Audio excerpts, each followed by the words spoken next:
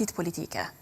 Që interpretimet ne e dim që themi për jurista, do thotë që rallë herën një dhe një bojnë 2 apo 3, do thotë apo themi 2 jurista kanë 3 mendime të ndryshme, por edhe deputet kanë të drejtë që të kenë mendimet e tyre. Mirë po tani, me qenë se gjithçka është ka ndodhur faktikisht siç është sugjeruar nga gjykata kushtetuese, atëherë mendoj që nuk ka kurfar problemi. Do thotë nuk është problematika se është zgjedhur në mënyrë të ligjshme apo jo, sepse ligjshme është. Por inatet e listës sërbe, se kështu ka qenë faktikisht për një periudhë kohore më tepër se 10 vjeçare, që ata gjithmonë i kanë marrur gjitha ulëse të rezervuara për komunitetin sërb, jo për ta, si parti dhe tani e kanë, do të thotë, një deputet i cili nuk është me ta, por është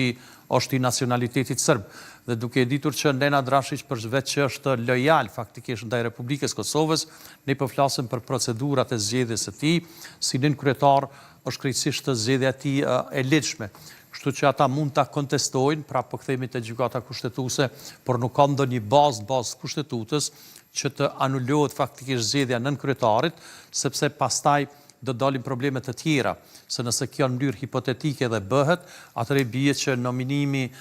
nga presidentja që ka ardhur bazë kushtetutës tonë, do thotë për partinë fituese që t'jap emrin e mandatarit për formimin e qeverisë së re pas 9 shkurtit, i bie që tjetë e pavlefshme. Prap në pikën thujase 0, do thotë është e pranueshme sipas gjykatës kushtetuese të aktgjykimit të fundit që kryetari dhe nënkryetarët kanë qenë krejtësisht në mënyrë të ligjshme të zgjedhur, mirë po sa i përket të nënkryetarit nga pakica sërbe, atëherë ka qenë kontestuese se a konsiderohet faktikisht kryesia e parlamentit Kosovës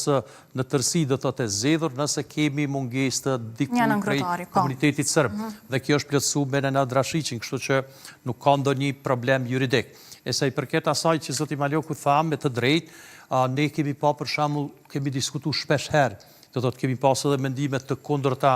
të vetë kryetarit më hershëm gjykatës kushtetuese me nënkryetarën dhe me gjyqtarë që kanë punuar atje, por gjykata kushtetuese duket që ka qenë mos themi e friksuar, por nuk ka gjetë formulë kushtetuese që t'jap një mendim juridik obligativ, për shembull në aktgjykimin e parafundit ka thonë që institucionet duhet krijohen brenda 30 ditësh, por nuk kanë deklaruar çfarë do të ndodhë nëse kjo nuk arrihet. Pastaj ka qenë deklarata tjetër, do thotë në aktgjykimin e fundit që duhet të zgjedhet nënkryetari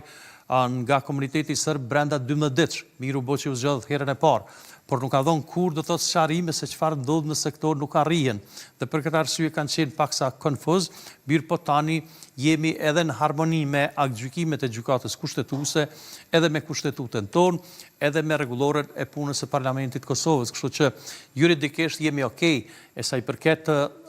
votave për qeverinë e re duhet presim edhe pak ditë. Sigurisht po. Ajo çka